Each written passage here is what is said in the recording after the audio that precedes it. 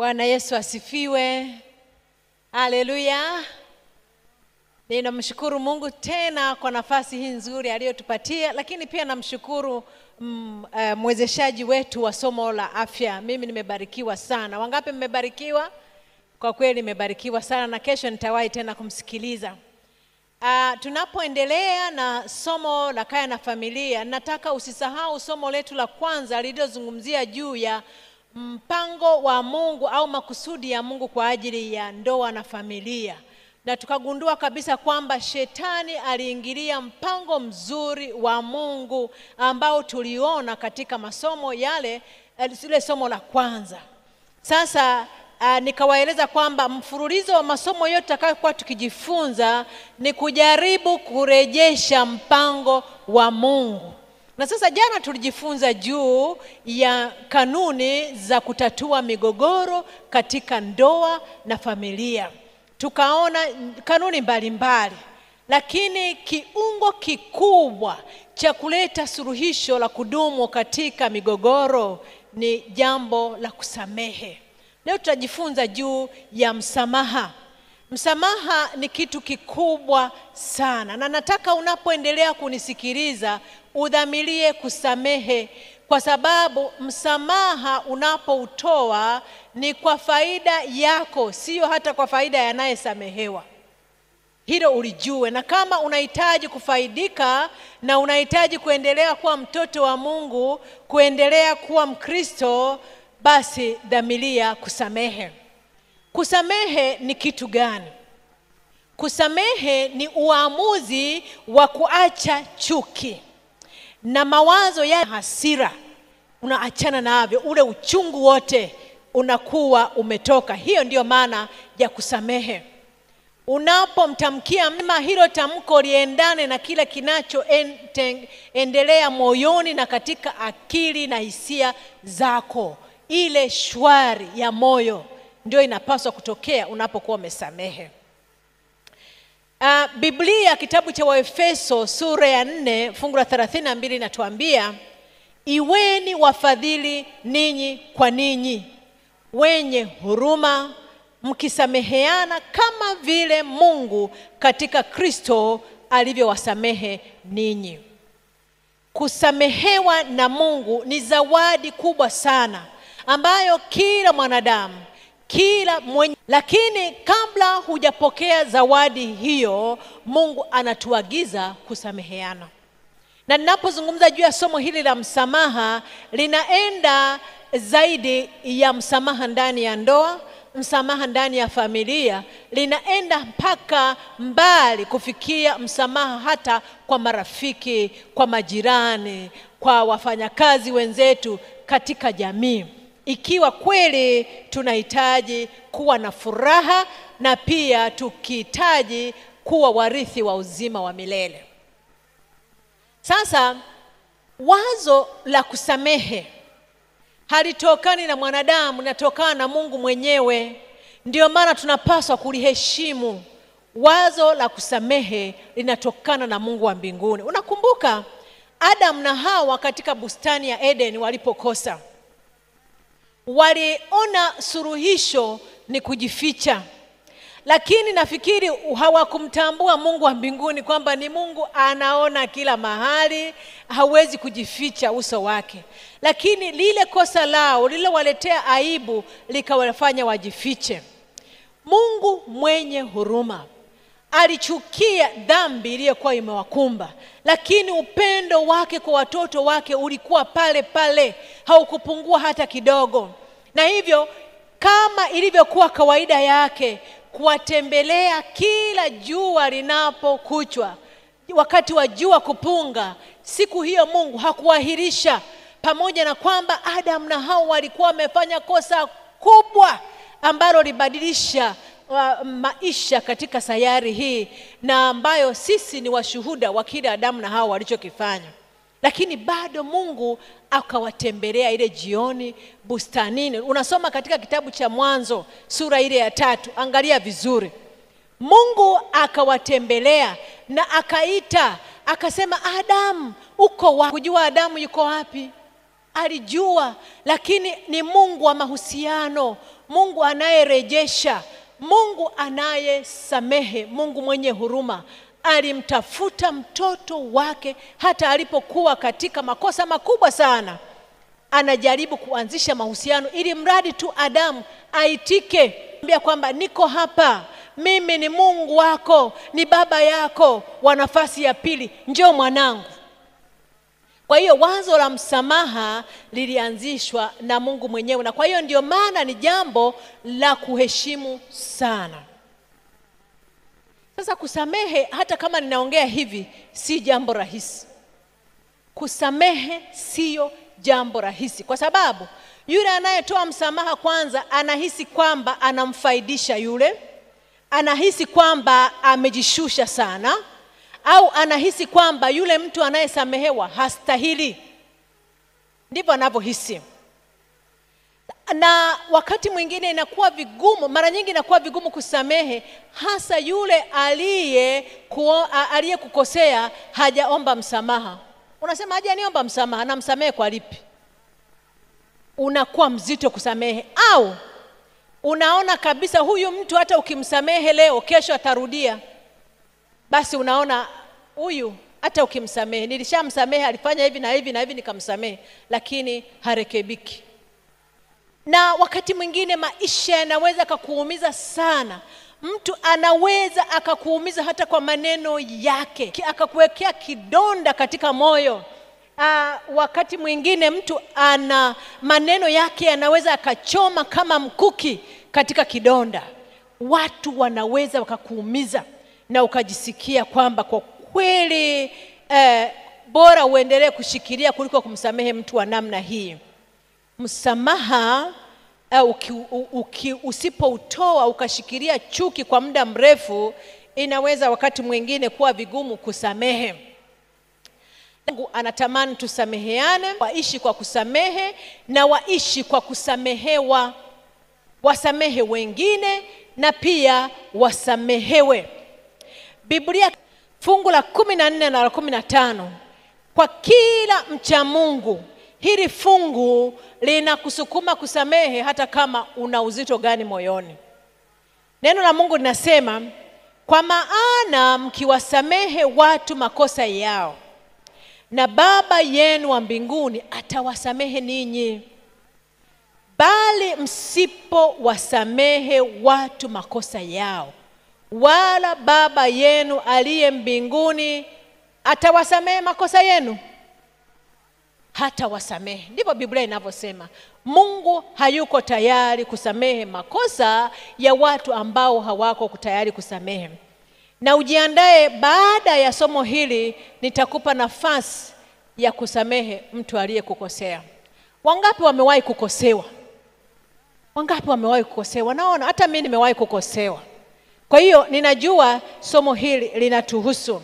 Mungu anasema hivi, kabla hujaenda kuungama, kabla hujaenda kuomba msamaha, uwe tayari kusamehe. Unajua kusamehe ndio udhihirisho kwamba wewe umebadilishwa na Mungu. Na unapobadilishwa unakuwa mtu mpya, unakuwa mtu mwingine. Unajua wale ambao mnaona picha kwenye kiambaza hicho, huyu unayemwona ni kipepeo mzuri sana. Lakini laiti ungejua sura ya kipepeo kabla hajawa kipepeo halisi unayemwona, sio nzuri. Ni lile finyu finyu tu linalotembea hivi. Ndivyo linalotembea. Lakini kipepeo anapotokeza na rangi zake nzuri, huwezi kumfananisha na kula alikotoka. Ndivyo mtoto wa Mungu aliyebadilishwa anavyofanana. Anang'aa, ana uhuru, ana sura nzuri, ana furaha katika moyo. Ndivyo anavyoonekana mtu aliyebadilishwa na Mungu. Kwa hiyo dalili ya kwanza kwamba wewe umebadilishwa na Mungu ni uwezo wako wa kusamehe na kuacha makosa. Sasa kusamehe kuna kuwaje? Jambo la kuzingatia ni hili: msamaha ni mchakato. Sio jambo ambalo unaweza kupata hapo hapo. Haina maana kwamba eti umeumizwa hapo hapo ukisema samehe, unasamehe na uchungu unaisha. Usijilaumu wakati ambapo uchungu hauishi haraka hapo hapo. kwa sababu zile hisia za msamaha hapo kulingana na kina cha maumivu.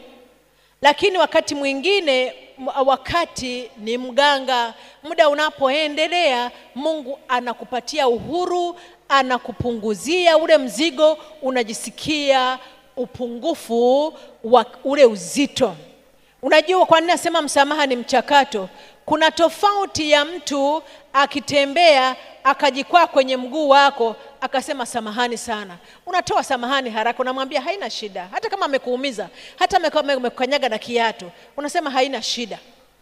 Lakini ni tofauti na mtu ambaye ameua ndugu yako. Hilo kosa linaenda kwa kina kabisa ndani ya moyo. Kwa hivyo msamaha ni mchakato. Tunapoendelea kumwendea Mungu, tunapoendelea kumsihi atupatie ule uwezo, yeye anatupatia uponyaji na roho ya msamaha. Kwa hiyo kile kitendo cha mchakato kuanza ni wewe unayekianzisha, ni wewe unayekikubaliana nacho kwamba Mungu niko tayari kusamehe. Ule utayari wako Mungu anakuwezesha. Alafu kwa hiyo unaposikia uchungu bado unakaa, wakati unapoendelea kulifanyia kwa haraka, usijisikie hatia yasipoondoka mara moja, kwa sababu tunapokuwa na bidii ya kutamani kubadilika, Mungu anatusaidia, anatupatia uhuru, na tunakuwa kama Yusufu. Unajua Yusufu alipokuwa na wasamehe ndugu zake, mliona ilikuwa rahisi? Yusufu alikuwa mpaka naenda chumbani, mara alie, mara afanye hivi. Ni kwa sababu uchungu ulikuwa mzito, akiwaona hawa ndugu zake na sura zao. Anakumbuka siku ile alipouzwa utumwani bila huruma, wamemaliza kula chakula alichowapelekea. Kwa hiyo kusamehe ni mchakato. Unaweza uumie, ulie, hata ukilia ni sawa, hata ukipiga kelele ni sawa, lakini mchakato wa kusamehe uanze. Tunapojikabidhi kwa Roho Mtakatifu, yeye anatuwezesha kuwapenda hata adui zetu wa kutupwa. Unajua hawa wote ambao tunawaona ni maadui ndio utakaoishi nao mbinguni. Tunapaswa kuwasamehe. Na watu wasiosamehe usifikiri wana furaha. Unajua kutosamehe ni mzigo kwako. Unapoacha kusamehe, wewe ndiwe mtumwa, unatawaliwa na yule ambaye hukumsamehe. Kwa maana gani? Kwa mfano, kama ulikuwa unaangua kicheko, unacheka na marafiki zako, mnafurahia, halafu yule aliyekuudhi sana anapita, kile kiwango chako cha kicheko kinabadilika. Si amekutawala? Amekutawala, ametawala furaha yako, ametawala burudani yako. Kwa wewe sio uhuru. Na wakati mwingine wale waliokutukosea hata hawajui kama wametukosea, wao wanaendelea na furaha. Kuna wakati mtu anakosea na hajui amekukwaza. Mimi nilishaona mtu ambaye hanisalimii karibu mwaka mzima, namsalimia anakataa kuitika, najiuliza hivi ilikuwaje, ni nini? Sasa yule mtu si ndiye anateseka? Maana anahangaika na hujui. Jambo lingine la kutambua ni hili kwamba msamaha sio kama biashara. Biashara ni kwamba unalipa ndipo unapewa kitu. Na kama hujalipa pesa huwezi kupata kitu. Mtu asiseme kwamba huyu hajaniomba msamaha, hatupasi kumngojea msamaha ili tumsamehe. Unajua Stefano alipokuwa watesi wake wanampiga mawe, alijua kwamba hii ni saa yangu ya mwisho, nitakufa. Stefano alipokuwa anapigwa mawe, ndipo alipowaombea watesi wake, akasema, Baba wasamehe, maana hawajui wanalolitenda. Unajua unaposamehe ndipo unapoonyesha kwamba wewe unatofautiana na yule aliyekukosea. Kwa hiyo Stefano alisamehe kabla ya kuomba msamaha. Na hata Yesu akiwa msalabani aliwaambia watesi wake, Baba wasamehe, maana hawajui wanalotenda. Lakini pia ninapozungumza juu ya msamaha, simaanishi kwamba kusamehe ni kufumbia macho makosa.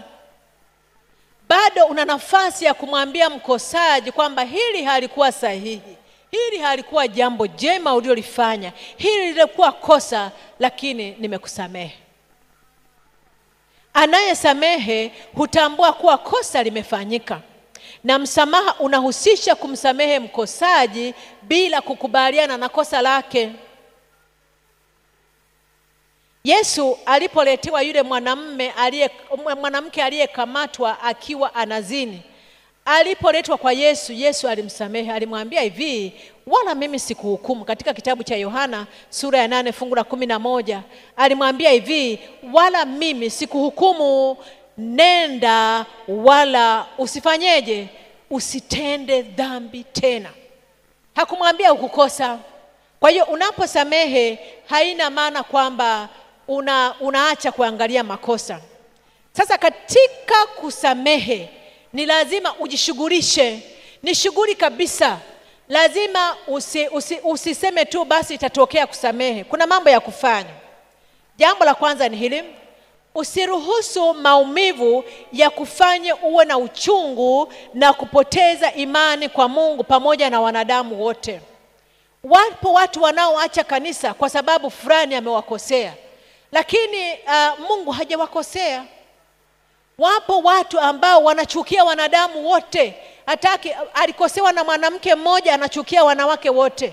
Alikosewa na mwanamume mmoja anachukia wanaume wote. Usichukie wanadamu wote kwa sababu ya mtu mmoja aliyekukosea. Na ndivyo inavyotokea, kuna mwingine ananunia ukoo mzima kwa sababu alikosewa na mtu mmoja. Kusamehe lazima ushughulike. Lingine, Paulo anashauri, anasema hivi, uchungu wote na ghadhabu na hasira viondolewe kwenu, enyi wacha Mungu. Uchungu na hasira na ghadhabu viondolewe. Bwana Yesu asifiwe. Visipatikane ndani yetu. Jambo lingine ni kwamba mfanye mtesi wako awe mradi wako wa maombi. Muombe adui yako, muombe anayekuudhi. Yesu anasema, wabarikini wanao walaani, waombeeni wanao waudhi. Ni kitabu cha Luka sura ya 6 fungu la 28. Unajua, unapomwombea adui, kinachotokea sio kwamba tu adui yako anabadilika, lakini Mungu anafanya maajabu pia kwa yule anayeomba. Mungu anatenda jambo ndani ya moyo wako wewe unayeomba, hata kabla hajatenda jambo ndani ya yule mkosaji. Lakini pia muombe Mungu mahususi kwa ajili ya neema yake ya kudumu ya kukuona kwenye maumivu. Kwa hiyo huo unashughulika, unaombea ile hali, mlilie Mungu akusaidie. Halafu usikalie sana maumivu, bali ruhusu Mungu afanye kazi yake ndani yako kupitia hayo maumivu. Wakati mwingine watu wanapotuchukia wanatukuzia karama ya upendo. Tunajifunza kupenda, maana kama kila mmoja angekuwa na kupenda, usingejua namna ya kumpenda adui. Kwa hiyo wakati mwingine umuulize Mungu, unataka kunifundisha nini katika mapito haya? Mungu anakufundisha. Tukiangalia kwa makini tutaona kwamba Mungu kuna kitu anajaribu kufanya kwa ajili yetu na ndani yetu. Nataka niwaambie kwamba kuna faida katika kusamehe. Bwana Yesu asifiwe. Kuna faida katika kusamehe. Kuna kazi nataka niwapatie hata wale mnaonisikiliza kule kwenye vituo vyenu. Kuna kazi nataka kuifanya. Tunataka kumaliza mikutano hii tukiwa huru na huru kabisa. Wewe utapewa karatasi. Kila mmoja atapewa karatasi. Na katika karatasi yako hiyo utafanya hili ninalokuambia. Na naomba mahali popote ulipo katika vituo, jaribu kupata uwezekano upate karatasi fulani. Kuna mtu nilikugawia karatasi na natumaini atafanya hivyo. Hiyo kuna pande mbili za karatasi.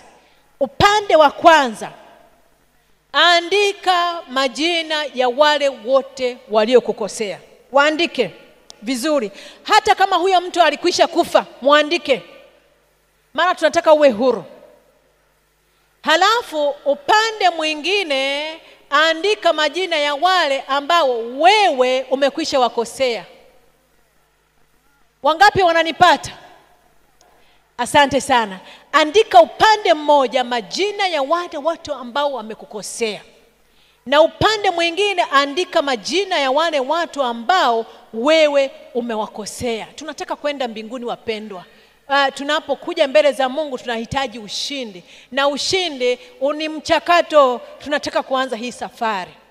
Hata kama ni mwenzi wako, ni mume wako, ni mke wako, andika. Halafu hatua itakayofuata, wakati Pastor Mbaga atakapokuwa anawaomba kuleta maombi, kwa maombi pamoja na yale ambayo Pastor Mbaga atakuelekeza katika kuomba, hili liwe ombi lako la dhati: Mungu nijalie niwasamehe hawa watu wote kabisa, uniwezeshe maana mimi siwezi. Halafu na mimi nitawaomba msamaha hawa watu ambao walinikosea. Ufanye hivyo, utakuwa unajiandaa kwa safari ya kwenda mbinguni. Na hata kama ni mtoto wako ulimkosea wewe, ukamuombe msamaha. Nenda ukamuombe msamaha. Ni mkijana ulimkosea mzazi wako, kamuombe msamaha. Ni mume ulimkosea mke wako, umuombe msamaha.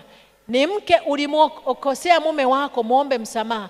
Na usisubiri kuombwa msamaha ili usamehe. Kama alikukosea mtu, nenda kamtangazie uhuru, nenda kamtangazie msamaha. Kuna faida katika kusamehe. Na kesho tutaendelea kujifunza juu ya faida za kusamehe. Nitakwambia, na ninakuomba tu usikatae kujaza hiyo karatasi, kwa sababu utazipata hizo faida ninazo kwenda kukuambia siku ya kesho. Umwambie na jirani yako, umwambie na rafiki yako, umwambie na hata adui yako. Umwambie kesho kuna somo kuhusiana na kusamehe. Usikose kesho tutakapokuwa tukijifunza juu ya faida za kusamehe. Mhakikishe wenyewe mnaogawa makaratasi watu wote wamepata hizo karatasi. Kumbuka, waliokukosea, upande wa pili ni wale uliowakosea. Jiandae kuwasamehe. Na hizo karatasi nitaongea na Pastor Mbaga, atawakumbusha. Mtazileta hapo mkiwa mnawatangazia wengine msamaha. Na mimi niko pamoja, tutaomba, kwa sababu kusamehe sio jambo rahisi, lakini Mungu anatuwezesha. Tutapata uhuru usio wa kawaida. Hebu na tuombe. Baba mtakatifu uishie mahali pa juu mbinguni, tunakushukuru sana Mungu wa milele, kwa sababu wewe ni Mungu mwenye rehema tele. Wewe Mungu ni Mungu unayesamehe. Ni Mungu ambaye pia umetuagiza kuwasamehe wengine. Ninakuomba Bwana utusaidie, maana hili hatuliwezi, ila unapokaa ndani yetu na kutuwezesha, tunaamini kabisa tutaweza na tutakuwa na amani na watu wote waliotuzunguka, tukijiandaa kwa ajili ya ufalme wako. Tumeomba katika jina lake Yesu, amen. Na pamoja na kwamba nimeomba, niwaambie jambo jingine. Ikiwa unapenda kuomba sala ya Bwana, ile sehemu inayosema utusamehe makosa yetu kama tunavyowasamehe waliotukosea, basi uanze kuliomba baada ya kuwa umesamehe wengine. Usilikariri hilo ombi. Mungu na atubariki.